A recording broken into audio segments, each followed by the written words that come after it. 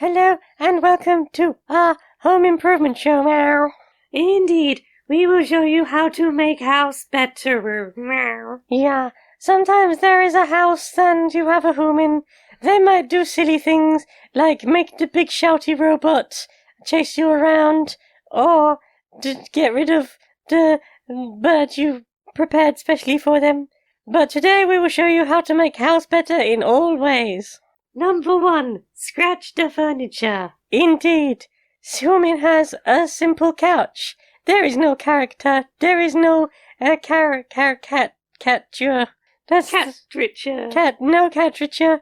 So give lots of scratches to the arm of the couch, meow, and then you'll look better. Deposit your fur everywhere. Indeed, fur is a gift and a reminder of your beauty and grace and awesomeness, and that you need food for making more fur for depositing everywhere. And lastly, do a little bit of sick on the stairs. Indeed, and if you're feeling particularly adventurous, in their bed. Meow. Anyway, this has been Cat Home Improvement. Tune in next week when we will be showing you how to stand in the litter box and poop on the floor.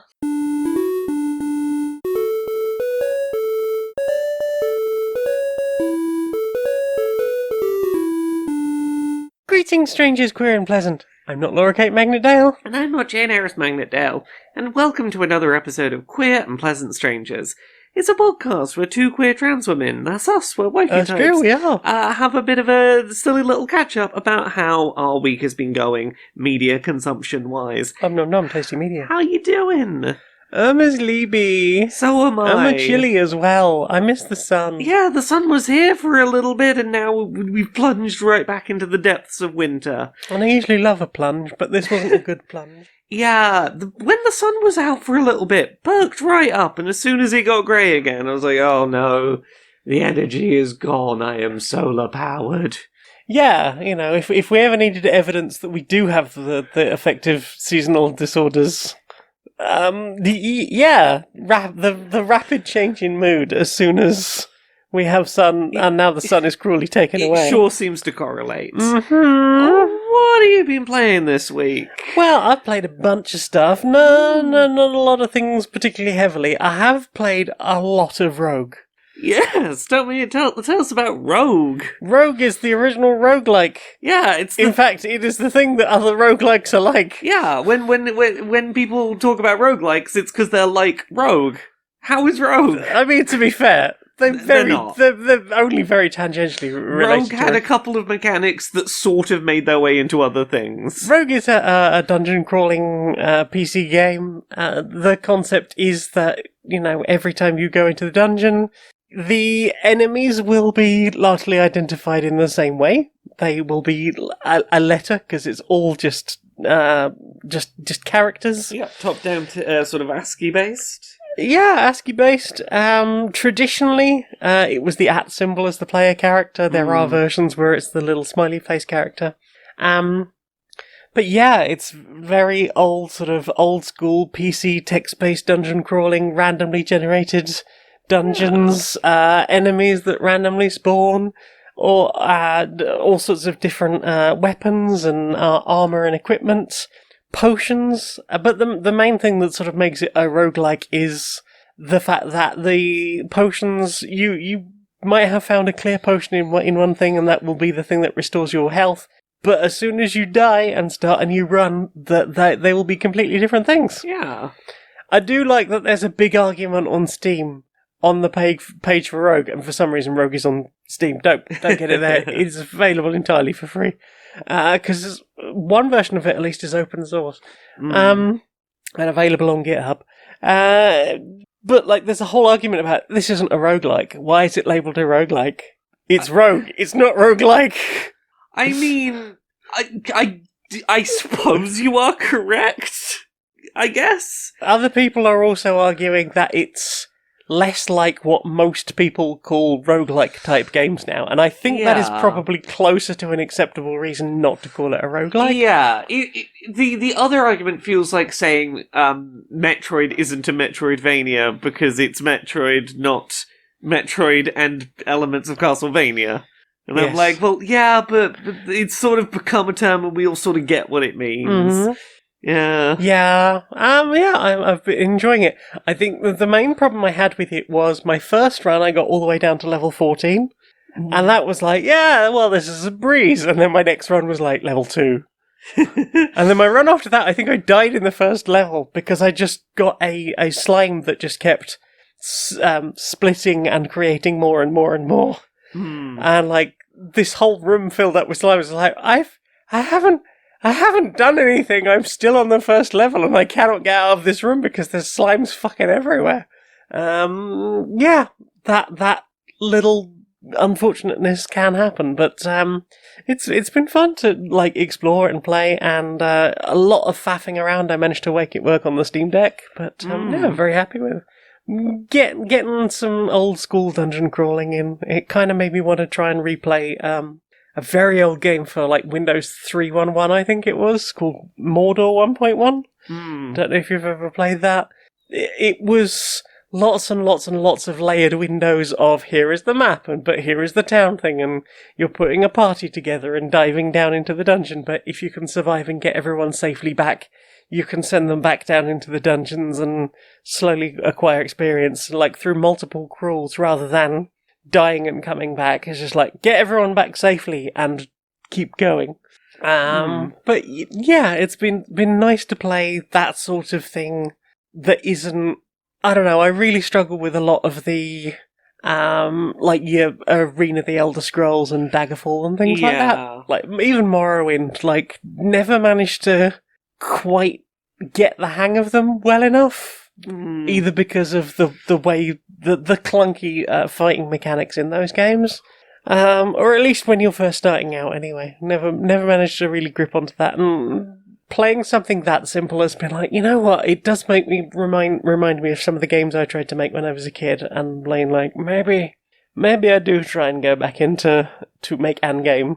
Yeah. And also the whole like to attack an enemy, just walk into it, kind of reminded me of the fact that that's how you attack things in Ys. Yeah. Even though, like, there is slightly more to it than bump into, because if Yeah. you bump into at not high enough speed, then that just counts as walking into an enemy and getting hurt. Yeah. That took me so long to get the hang of. I've only played one Ys game, I think it was Ys 3. It's just like, I don't get it. I cannot work this out. Yeah. And the plot doesn't seem nearly interesting enough to keep me going. What about you? What have you been playing? You played tons of stuff this week. I played a couple of things I can talk about. What do I start with? I can get this one out of the way nice and quick. I've been playing the Switch remake of Paper Mario: The 1,000-Year Door for that was originally a GameCube game like 20 years ago. It is one of the better Paper Mario games. It's a game I enjoy very much, but I'm mainly replaying it out of curiosity and expectation. It's one of those games where, like, I'm expected to have an opinion on it, but also I'm very curious about a thing. So let me go on my little spiel. The start of this will probably be something that a lot of you listening will be aware of, but back when Paper Mario: The 1,000-Year Door originally released on the GameCube, like 20 years ago, there's a character called Vivian. And Vivian, in the Japanese version of the game, is very clearly written as a trans woman, and, like, her plot only really makes sense in that context. Without getting too deep into the weeds, there is a point in that game where Mario has his appearance and his name stolen from him, like his identity stolen, and no one who looks at him can see that he is Mario or call him by his name. No one is calling him by his name or seeing him for who he is. Funnily enough, that's quite a bonding experience for trans woman and person who is not being referred to by their name or seen for who they are, have a little bonding journey. Completely erased from the English language version of the game back in the day. It existed in some of the European translations, like Italian famously kept a lot of it intact. But the game has been re-released, and much to my genuine fucking surprise, it has been put back into the English language translation of the game. And I have yet to make it to the big Vivian arc. But I've encountered Vivian a couple of times already, and honestly, pretty fucking pleased with how they're handling everything around her character so far. Yes. It doesn't feel like they've done a one-to-one translation of the Japanese, of the 20-year-old Japanese script. They have rewritten some things a little bit to file off some of the rougher edges of the original version. Right. So a good example, the first proper conversation that I saw in this remake with Vivian involved Mario and crew ask these three ghost witches, "Who are you?" And the trio start introducing themselves as the Siren, and Vivian chimes in to go, "Sisters, the Siren Sisters." And one of the other sirens goes, "No, just the Sirens."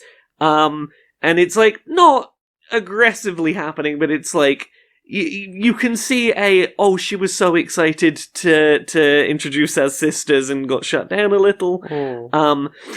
And it's being done in a way where it's certainly not relying on the original Japanese version 20 years ago. Occasionally threw a couple of slurs around. It wasn't ideal. Here it's letting it be clear subtext where if you know what's coming, you're like, oh yeah, I can see what they're setting up. Yeah. Without having to go, here's a hate crime in your face. I love it when there's no hate crimes in my face. Right, and I'm but it's still very clear that moment of affirmation gets shut down is disappointing. I'm you're doing that well. You're setting the seeds well. I am pretty pleased with what they've done so far, and I'm excited to see more of that. Yay.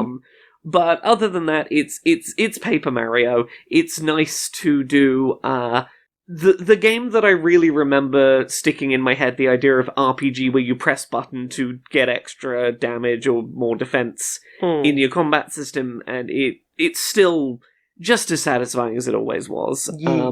So enjoying that very much. Yay. What about you? What you been playing? Nothing we need to really go heavily into depth to. We've been playing some more board games, sort of trying to stick a little bit in things we've been playing recently, so that we can work more heavily on strategies and also, try out some of the different variations. So we played a bit more Anachrony. Yeah. This time we played with the Fractures of Time module. Yeah, so this is the one we talked about recently that's, you're trying to... there's a meteor that's going to crash into the planet, and you can, borrow resources from the future and pay them off one. Lots of time travelling, tableau building, resource borrowing from the future and paying back. Building up a tableau of buildings to try and get yourself more resources and make more use of your turns.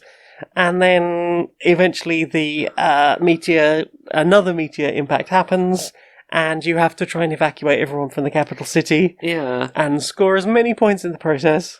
And this new expansion we played was sort of about, would you like to be able to, move your mech from a position they're in to somewhere else, so get, one extra move out of this round, but at the risk of potentially taking glitches that might stop you doing certain actions or scoring points on certain things. Yes. And having to micromanage a separate board that's collect the resources and the worker types that will prevent you, make you less likely to have glitches when you take those extra actions. Yes.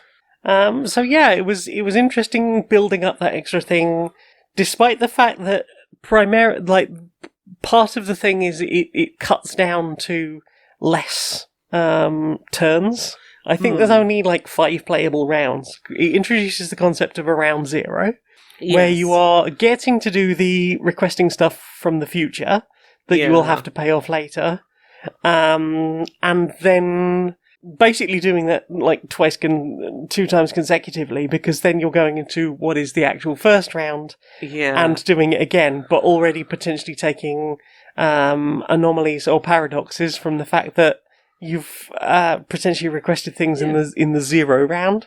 It's interesting because, on the one hand, you are getting fewer rounds, but you're doing more things in those rounds, and it feels like that would balance, it would sort of come out to a bit of a wash, it wouldn't make a difference either way. But in practice, it still took nearly 5 hours to run that game. Yeah, I think one of the big differences is because you can move a mech after you've initially placed it, positions that had already become, totally used up could open up again. Yes. And you might want to deliberately have, like, a worker of a suboptimal type in a place, so that if something opens up, you can send them to be optimal in a second position. Yes. There is a lot of, you just moved that unit to there, does that change what my plan is?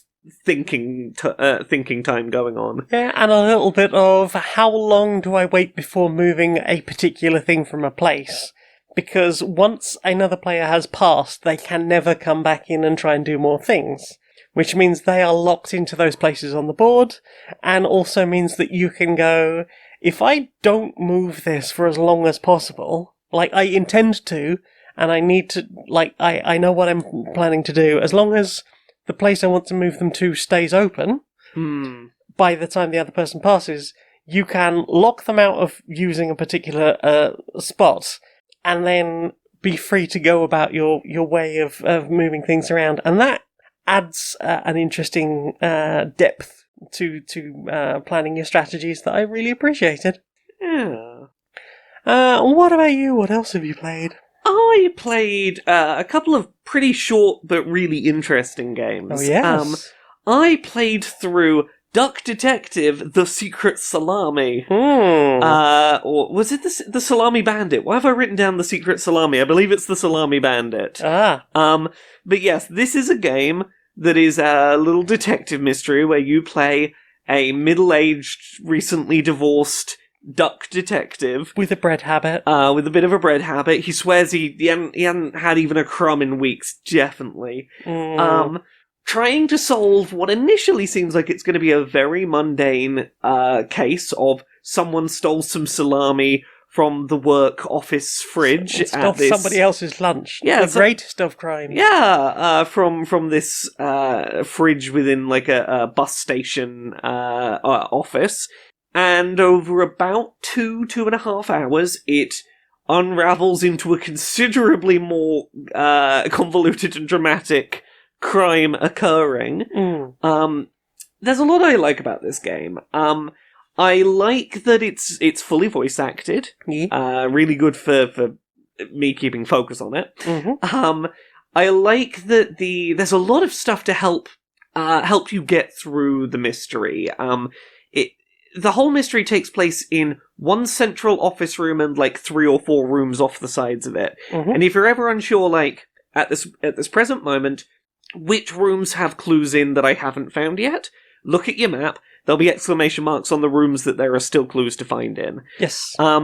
You don't have to do the point-and-click adventure game of try every object on every person. Rub X on Y. Yeah, if you want to like talk to a person about some piece of evidence you've seen, the highest number of things a person will ever have things to say to you about is 8 across the whole adventure. So like you go to talk to them about like clues, and like most of the time it'll be like 2, like at the start of the game it'll be like 2 or 3 things out of the 5 you have in your inventory, because these are the only ones that like might be relevant. So they save a little of your time there. A lot of what you're doing is having conversations that unlock keywords to then have this like, here is a Mad Lib style the thought you're trying to solve with different coloured words in drop-down boxes.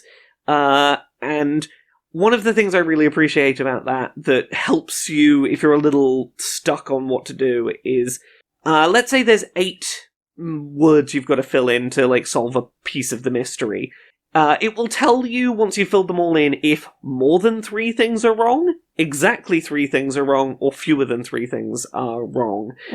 Which means if you can get it to that point where it's like, exactly 3 things are wrong, cool, I'm not sure if that's right, I'll change it, does my number go up or down, or stay the same? Cool, I know whether that was right, wrong, or like how that's changed, and you can sort of becomes a different type of logic puzzle. Yeah, it becomes a different kind of logic puzzle to go, oh, okay, that's the thing I've gotten wrong, I'll play around with it a bit.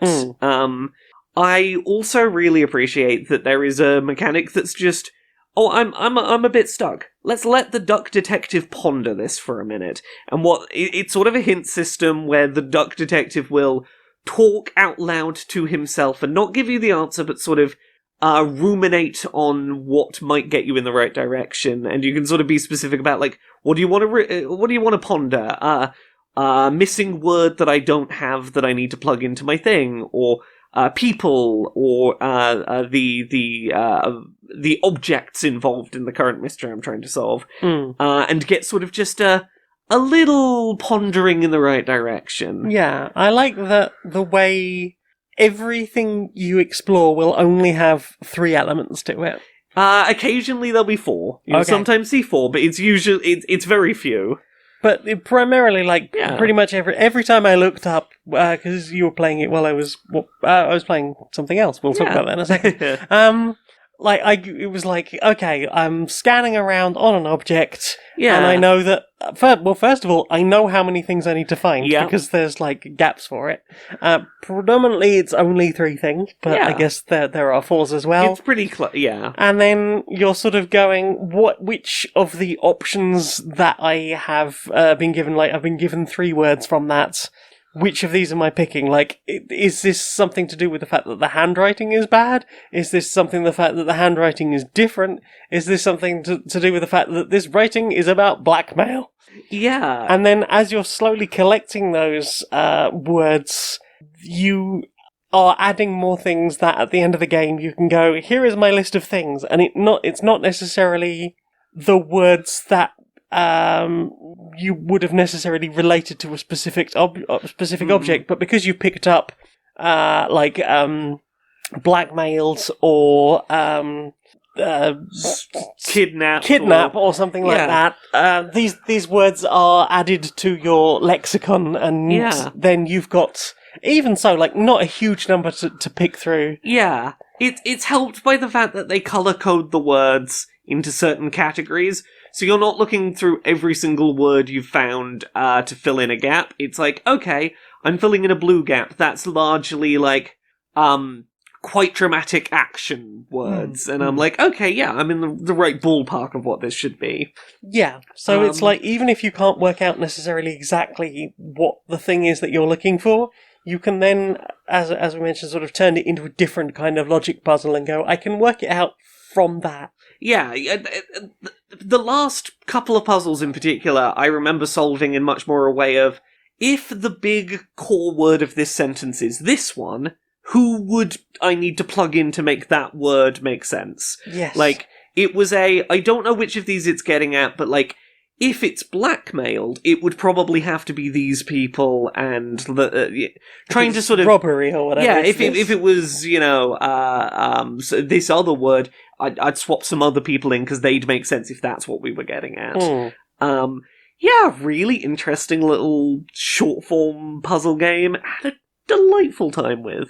What about you? Have you been playing anything else? Well, I briefly alluded to the fact that I've been playing something else. So, a little while ago, we talked about Sleeping Gods, a narrative adventure game, co-op, with just a huge amount of story to it. And we played through an entire run of it, and that was something like 13 hours, I think we sort of roughly worked it out to.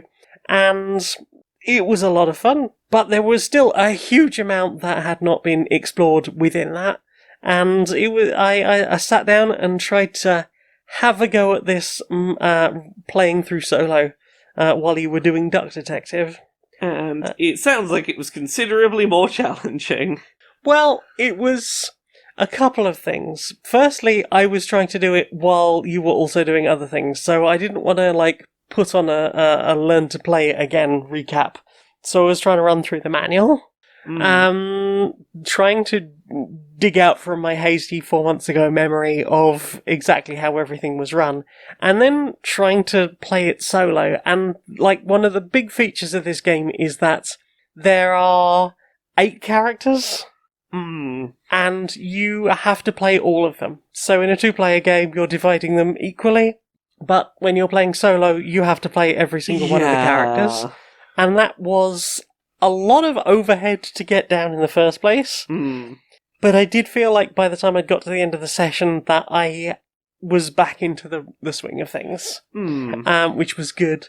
I'm taking a lot more notes this time. I think last time we relied predominantly on you're given a sheet with a map and you can write keywords on it. And it tells you how it recommends you use the map, and is like, okay, like write a key map, keywords if you notice that you need something in this area. Yeah. Write it down, like maybe put a circle around it, and then write it down, and then if you find the item, maybe put a circle around it so that you know that you've found it, and then like cross it out when you've actually found the item.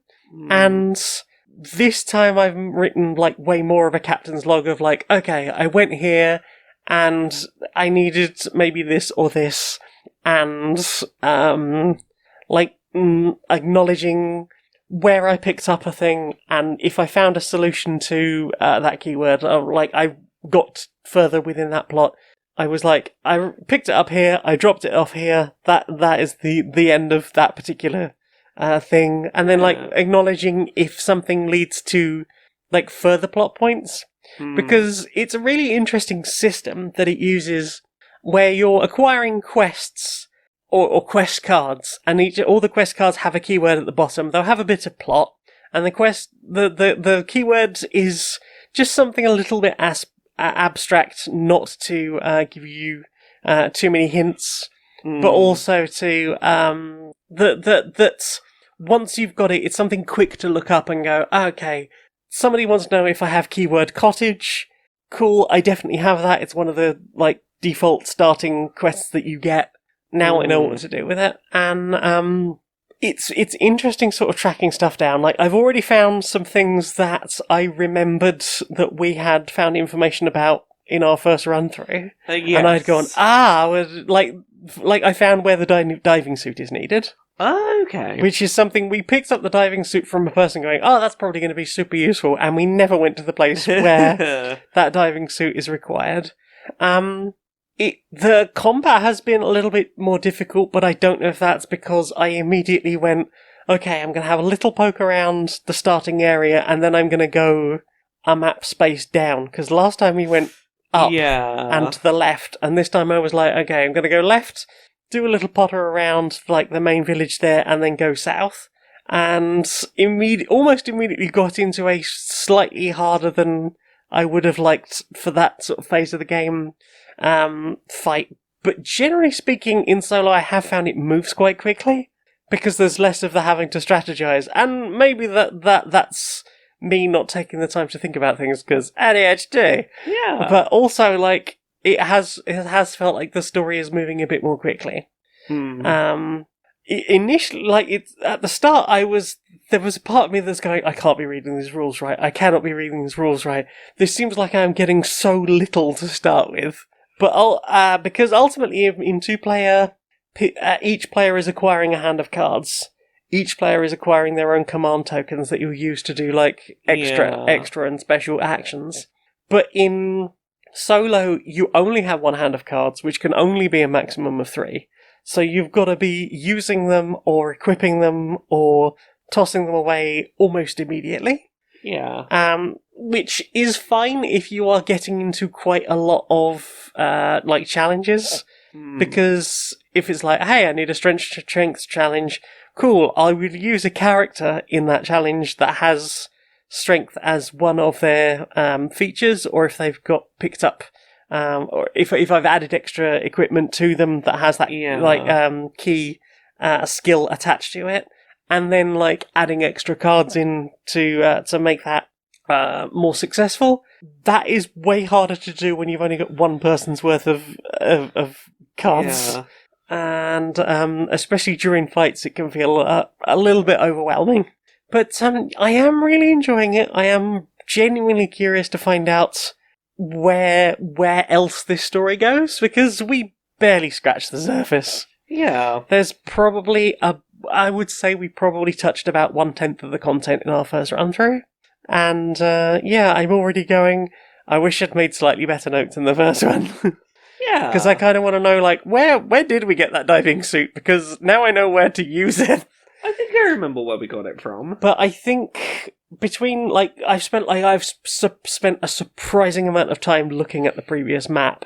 Yeah. More time than I've spent looking at, like, my current map. But I am also making at the same time like a captain's log of, I went here, I did this thing, I went here, it had, like, do you remember that occasionally you'd go to a place and it would say, if you've got this keyword, get a thing. If you don't have this keyword, just go back to the ship, which kind of felt like you'd wasted that particular action.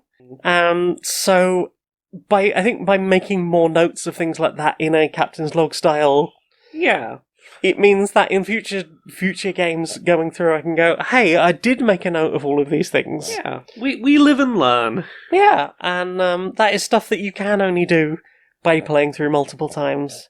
But also I think I've got a slightly better idea about playing the game generally, because it's always a better idea to go to whatever the nearest port or city is and chat to things, get as many quests as possible, because very rarely do you find it's actually worth going to any of the local areas until you've got at least one quest that is pushing you in that area. Yeah. And ports are usually a good place to pick up a few different quests and then start wandering around to try and find other stuff. But yeah, enjoying more Sleeping Gods.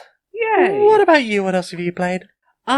I played a super interesting game, maybe 4 or 5 hours long, called Indika. How do we even explain Indika? Religious guilt?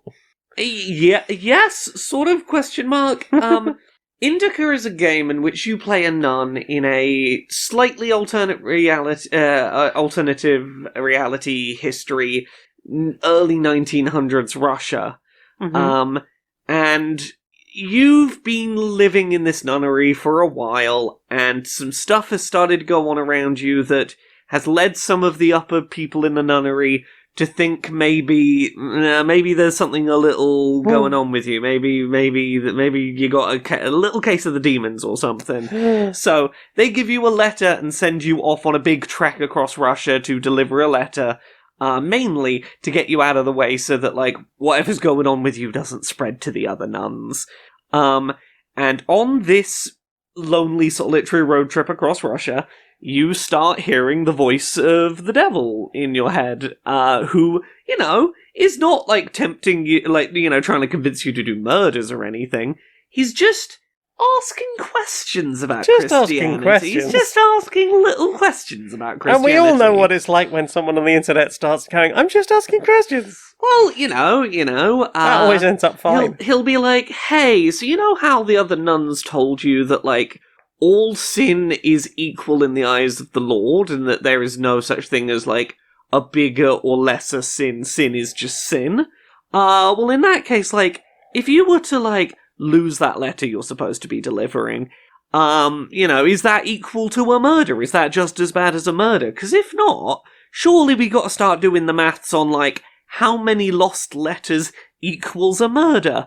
Like 1,000? Does that feel right? Is a lost letter 1,000th of a murder? Does that mean if a postman loses the bag of post, that's basically a murder at that point? And just asking you questions while you slowly waver in your religious faith a little bit. It is a game that uses video game elements in slightly jarring but very effective ways. Primarily, you have, like, a little level up meter for, like, good Christian experience points. Sorry, did you say level up or devil up? Level up.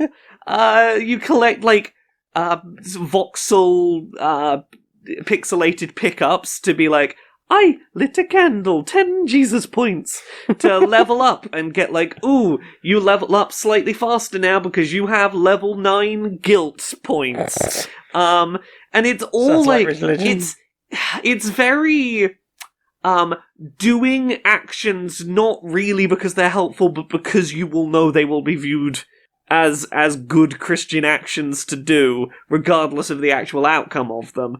I went and got 10 pails of water from the well. Don't know why I was doing it, but my good Christian points went up. My piety went up because I was doing service for the Lord for the sake of doing service for the Lord, you see. And, there's other stuff to it, but it is a game that I found deeply interesting as someone who was Christian for a long time and has had that experience of I've got those little lingering questions, and being in a setting where asking questions about, like, so what do we think as a church about X topic gets seen as you not having faith. Mm. The prototypical if you seek answers, you're no longer acting on faith, and that's what you're supposed to be doing, so no questioning the things. And exploring that whole idea of when you are not specifically in the midst of church as a context, or religious people as a context, how easy it is for those kinds of questions to sort of seep in a lot more than they otherwise would. It's a very interesting game. I don't want to say too much about it. It's one of the most interesting games I've played in a long time. I'm gonna be thinking about it for a very long time. I was streaming it, and every 5 minutes or so I was pausing the stream to be like, right, let's have another little chat about this aspect of religion, and let's have a little religion chat for a second. From the point of view of someone who was very, very in that as a child, being raised in a very religious household. I have so many thoughts about that game, and I think it's worth saying, it's not a game that feels like it is explicitly anti-Christianity. It is just it is a game that sits in that space where it's like, why is there not more room to talk through these questions? Because if you shut down these questions, they don't go away. They just kind of get bigger if you aren't allowed to talk them through. Well, you should have more faith, and then you wouldn't have any of these questions. Exactly. So yeah, very interesting game, that. Indika. What about you? You played anything else? That's about it for me. That's about it for me as well. Well then. Time for this. Welcome to this new instructional cassette.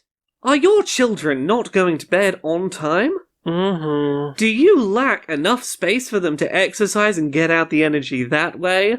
It's 16 floors down to the ground floor, and the lift never works, and I just can't be bothered to wrangle them all outside. Well, this is the exercise VHS for you. Welcome to Screamer Size, the new workout designed to exhaust your children before bedtime if you've not got the space for them to run around. Okay, what do I do? The exercise is simple.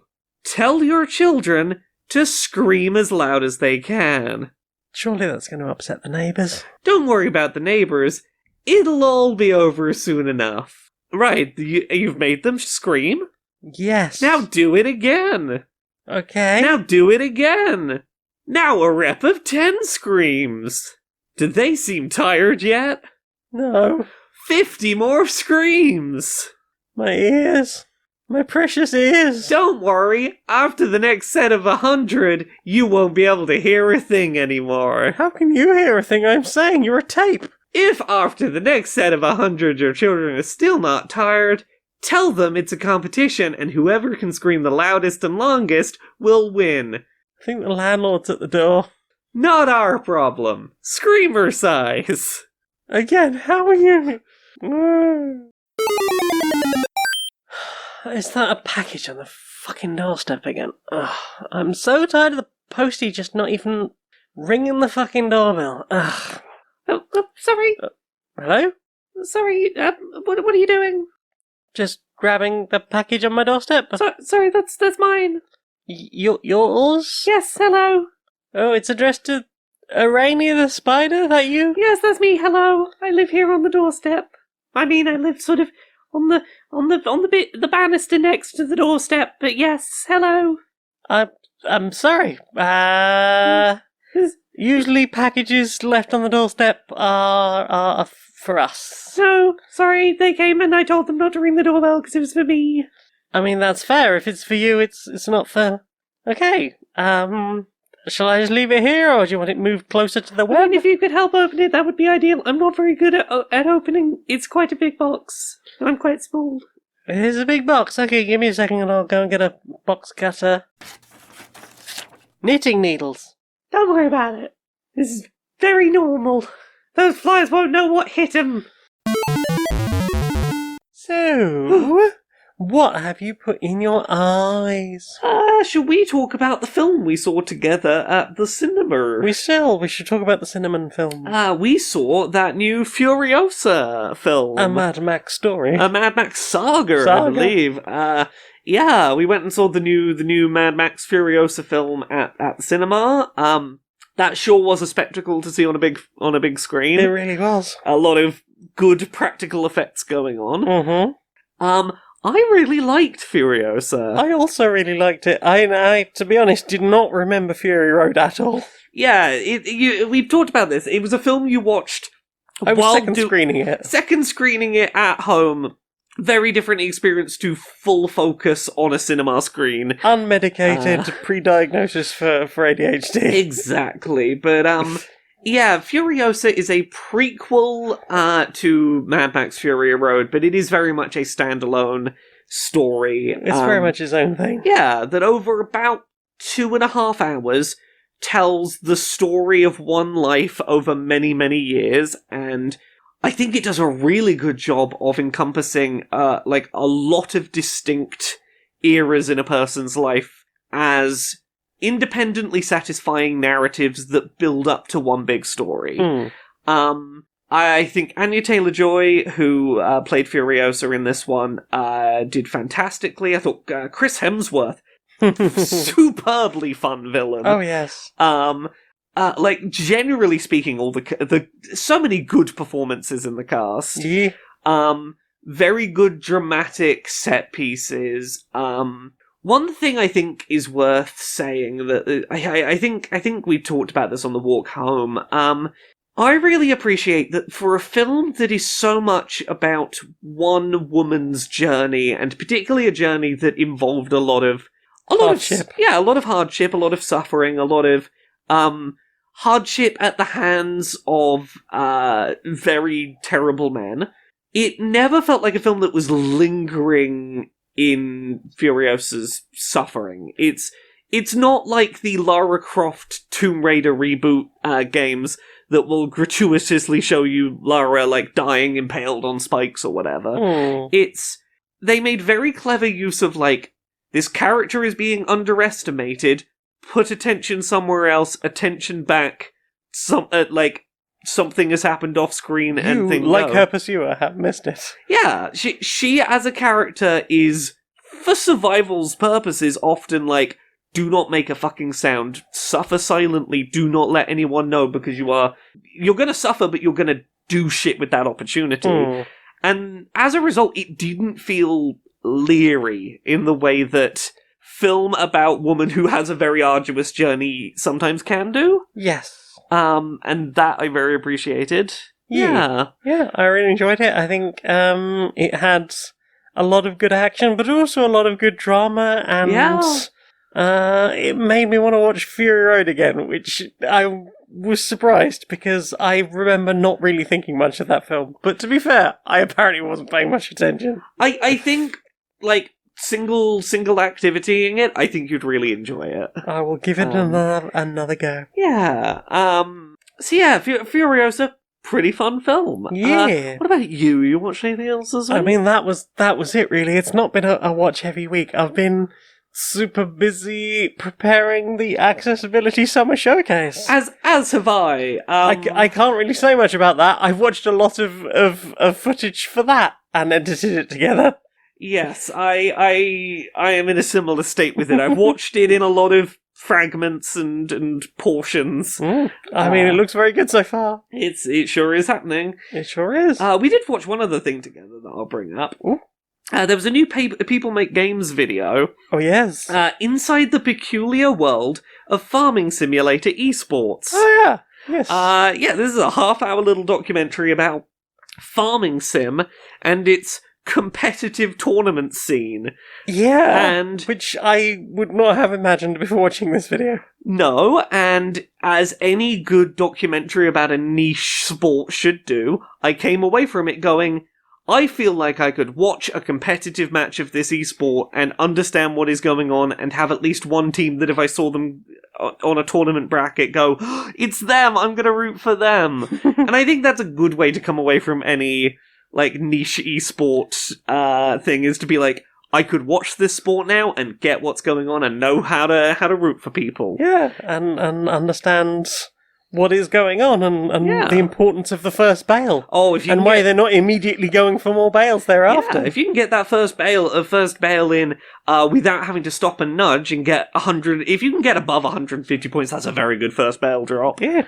Yeah, very worth watching. I think it was very enjoyable. Yeah, it was surprisingly in depth, and from something that I think even the sort of person narrating it was like, I went from going, this is going to be a bit weird and niche, to I am genuinely very invested, and also like being taught how to do the first bail thing and going, I did really well. Yes, the excitement at pulling off a first bail properly is Yeah. like, hell yeah. Yeah, that's... Another excellent video from People Make Games. I enjoy their documentaries. Indeed, as do I. Mhm. So yeah, I think that's about everything we've watched this week. Well then. Time for this. Hey Laura.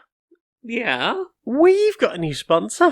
Who's our new sponsor? Well, do you sometimes find that neurotypical people say a thing to you, Yeah. and you're like, yep, I understood all of those words, and I will react to them as seems appropriate to the words that you have said. Yeah. And then they just shout and scream at you, or call you inconsiderate, Oh, or they meant something else. complain that you've I should have done something interpreted. wrong. Exactly. Yeah, they said words I know, but they said them meaning things I didn't know they meant. yeah, and, you know, weird societal rules that we're supposed to understand. Oh god, weird societal rules. Well, this week's sponsor will help with all of that. It's neurotranslator.lol.net. Tell me more. It's a language translation app that translates subtext into text to aid autistic and neurotypical communication. Huh, that sounds real useful. Yeah, just because they sound like they're speaking the same language, we don't necessarily have all that subtext and context and subdiffusion just bullshit. Here's what I want to say. App, can you add the subtext? Put it in a subtexty wording that's polite to them. Yeah, and vice versa. Yeah, they didn't say a thing, but tell me what they meant. Yeah. Ah, how helpful. So that's neurotranslator.lol.net, enter the code Q&PS 30 something, and then the something is all spelled out, and the O is a 0. Ooh. Yeah. And, you can get a discount on the app. It's 300% off. Ooh. That numbers thing is really working less and less the more episodes we do. Inside the boardroom of Supremacy Software. Hi. Hi. So, I've been looking for new projects we can be working on. Right, yeah. From looking around, Guns. it seems like, well, yeah, of course there'll be guns. Guns. But I've been looking at like what's popular and successful for the other companies. And, Guns. Well, guns are successful, but one of the big cash grabs is crossover IP games, like, you know, like a fighting game or something where it's like, you know, this character we own versus this character we own, even though they're not from the same thing. Right. So, What if we crossed Medal of Shooty and Call of Shooty, and we can call it Call of Medal? well, look, that's a great start, but like the thing that seems to get people to like get in on these is weird and unexpected crossovers. So Right. I've been digging through the back of the filing cabinet for like, what stuff do we actually own? Right. And we own a lot of stuff that Yeah. does not make sense to put together. Well, And- no, because we bought all those companies and then we fired all the people, but we kept all the IP. Exactly. So let's have a look. We got that colorful cartoon dinosaur for the little toddlers. Yeah. Yeah. We got that iconic horror movie villain with the knives for hands. Yeah. What else we got in here? We got the dish sponge who is alive and works at the DMV.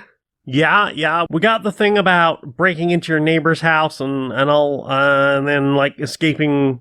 Oh, Hijinks. the neighbor's quite upset game. Yeah. The comedy dig at capitalism and working in the police force Oh yeah. as like a freelance police officer, but but not the funny one with the cartoon rabbit. Oh, not that one. No. Well, we got that. We got that the mascot from the word processor that chimes in asking if it can help you with anything. Oh, Bulldog Clippy. Yeah, Bulldog Clippy. I think people would get a laugh out of him being in there. Yeah. Oh, and then we're gonna turn it into like a fighting game, like a brawler. Yeah, probably. That seems like give them all a punch and a kick, and that's a game. That seems pretty easy.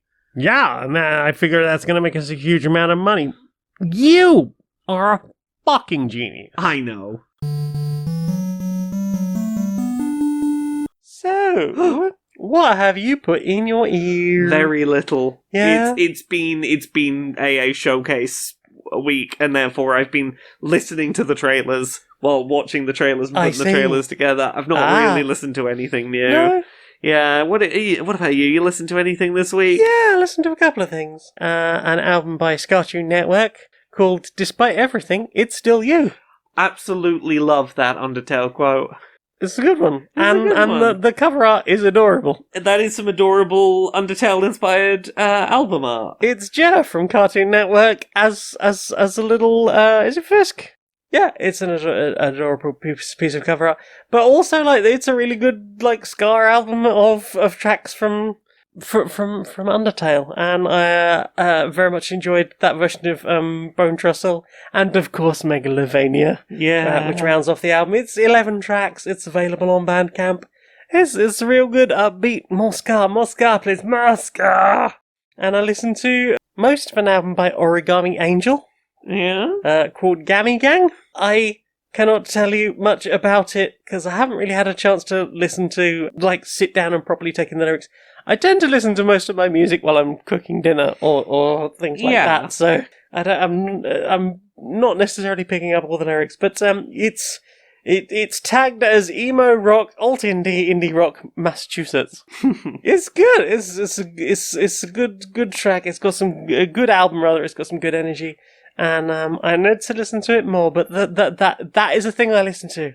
See, I did listen to more things this week. Yeah. But yeah, very much enjoying what I have listened to so far, and it's been nice to chill out. I also started listening to an audiobook of The Magical Land of Oz, which is available on YouTube as like a 10-hour reading. I'm about halfway through that, and enjoying it so far, because I didn't really know anything about any of the other Oz books. This one is directly after Wonderful Wizard of Oz, and is basically the story of Return to Oz, as far as I can tell, but starting from a different place. Okay. Like, I don't know if Dorothy's going to be in this at all, because I think Return to Oz is a little bit of several of the Oz books. Ozma of Oz and Magical Land of Oz. And this has very much been about a kid who used to, quote-unquote, work for Mombi, who you may remember was the person who stole all the heads in Return to Oz. Yeah. Terrifying witch. She has more, like, Forest Witch vibes in this one, despite being also really horrible.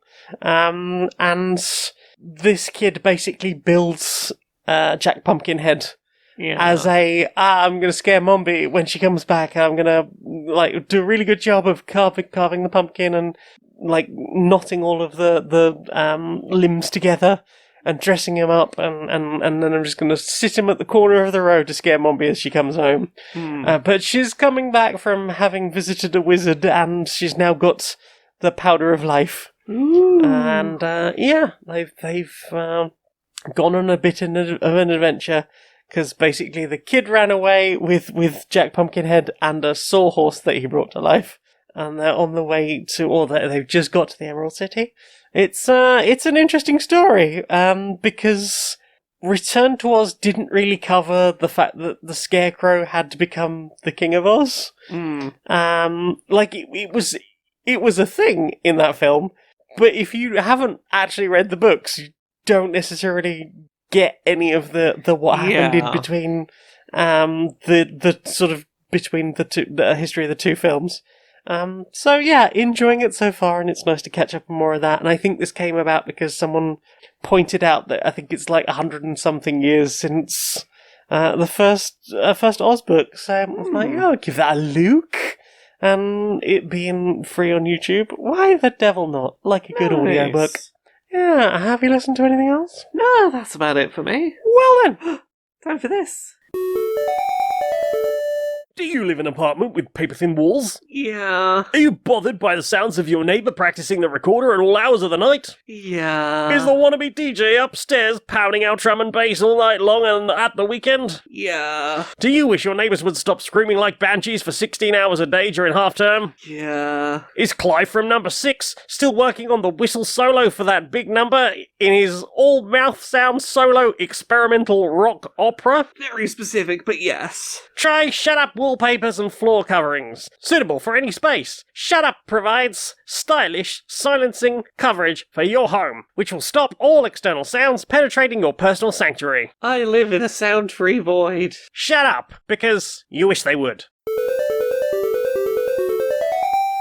So I'm thinking we could, run for the president and, you could be my VP. Yeah. Yeah. So, you know how we're always talking about we need to, get rid of, taxation. Oh, everyone because, hates taxes. It's really bad for, it's not very libertarian of things, Oh, right? no. Yeah. So I'm thinking, what we want to do is we want to, take a massive loan out, right?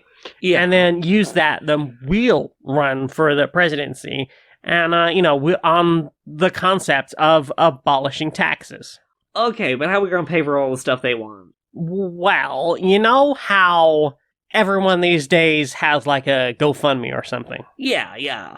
Well, we just tell them, hey, you want your roads fixed? Set up a GoFundMe. Okay. But, we'll have our own government, version of GoFundMe. Oh, okay, so a big crowdfunder that everyone chips into that pays for the stuff they need. Yeah, they'll all chip into that, and then obviously we'll skim some off of that. That'll be how obviously the company takes some of the money from the crowdfunder. Well, so we'll make our money off of that, right? Yeah. You want us to fix more things? That's a stretch goal now. Yeah. You want less pollution in the water? Stretch goal. Or just, a whole nother crowdfunding campaign.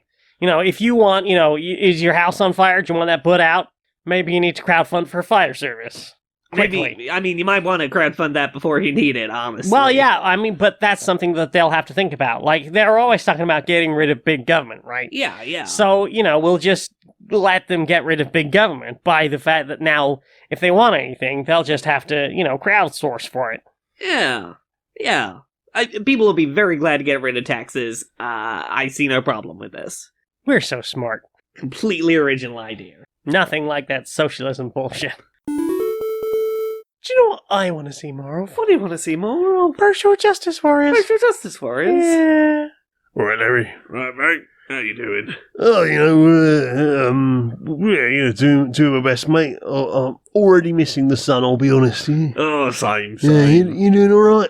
Oh, doing as well as I can do. Yeah. I've been a little unfocused recently. Oh, yeah, what's up, mate? I ain't been able to get my ADHD meds for a while. Oh, no, same. It's, Yeah. Honestly, I'd kind of forgot that I hadn't been able to get any, because it's been a while since I last had any. Yeah, it's that ADHD shortage. I know people were talking about it a while ago, but it's certainly not a thing that came and went. It's still going on and still a problem. No, they're very addictive. You see, that's why we keep forgetting them. Very easy to forget those very addictive medications. Yeah. But it's with a lot of medications, if you were having a shortage, the advice would be ration it out a bit and keep some on hand for while a shortage is happening. But you can't really do that with ADHD medication, the stimulant kind, because it's a controlled medication. You're not supposed to have more of it on hand than your current, dosage says. Yeah, and you can't put it on a standard repeat prescription and stuff like that. No. Exactly, and it seems to be getting worse, not better right now. It certainly does. Yeah, it's gone from being you might have to wait 2 or 3 days beyond when it was supposed to be for your prescription to come in to be don't know when you're going to have your medication again. Yeah. And then, of course, you got all the problem of, forgetting how long it's been since then. Forgetting to chase it up. Yeah, and very much going from someone who's, quite functional in your job and being able to, go about doing that to, maybe getting in trouble because you're not doing as well. You're unfocused. You're, struggling more to, get on with things that, a few weeks ago or whenever, you were doing relatively well for yourself. And then all of a sudden it's all got very unfocused and... Yeah. It's suddenly realising just how much the drugs actually help, even though sometimes you don't necessarily realise that. Yeah, you have those periods of going like, oh, maybe they aren't doing so much as I thought they were, and then suddenly you got a shortage of them, and you're like, oh, actually, that is quite a dramatic difference. Yeah. Not a lot of people I know ain't taking it seriously as a thing, but it really is. Absolutely devastating to find a medication that works for get your brain right together, then suddenly you have to be like, oh yeah, before you had this coping mechanism that allowed you to function, you got to go back to that for a bit. It's fucking rough. Yeah, and especially when you're expected to exist in a neurotypical world, and there is. A lot of stigma around things like ADHD, especially if, you are in a job that requires, being able to do things consistently or being able to do things, with a lot of, it absolutely has to be correct. You don't want to risk, potentially doing something that's going to, like, leak company secrets or that sort of thing, or, write something down wrong that could potentially, cause, financial or even health risks for other people, things like that. If you are someone who's got to a point where, you're not having to, keep yourself masked and coping throughout the day as perhaps you used to, potentially if that's been even a very long time, I know we haven't necessarily been on as long as some other people who've had their diagnosis, but if you've potentially been a really long time since you've had to deal with that sort of thing, suddenly going, I've got to go back to that.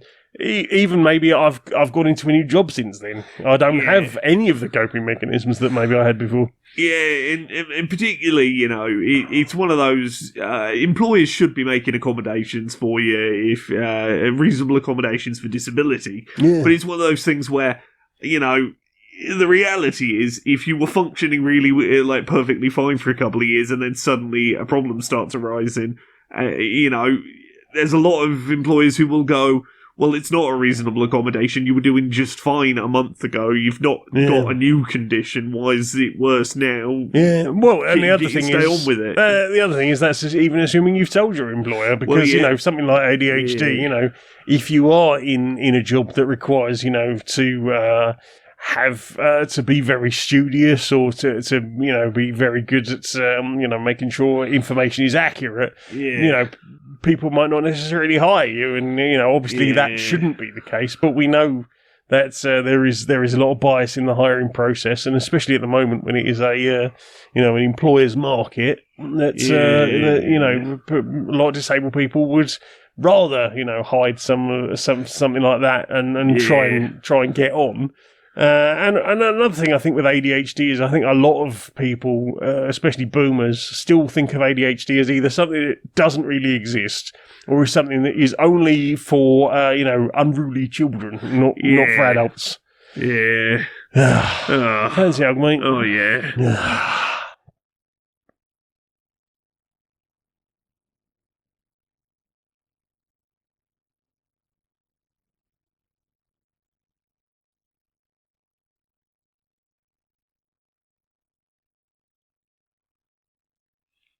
Good hug, mate. Good hug.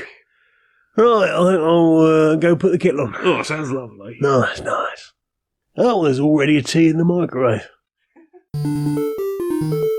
So, Laura, yes, you've got a huge accessibility summer showcase coming up. Do you want to tell people how they can locate it? I do. You can check out the Accessibility Summer Showcase on Twitch and YouTube at Laura K Buzz on Friday the 7th of June.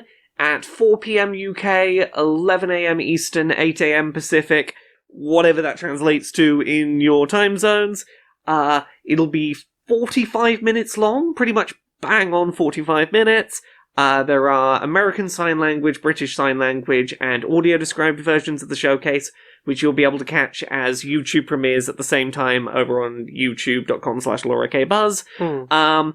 Tune in for over 20 games to show up, including 10 of which that are aiming to be playable without sighted assistance for sightless blind players. Hell yeah. Tune in for some games from Whitethorn Games have announced that they've got some stuff coming.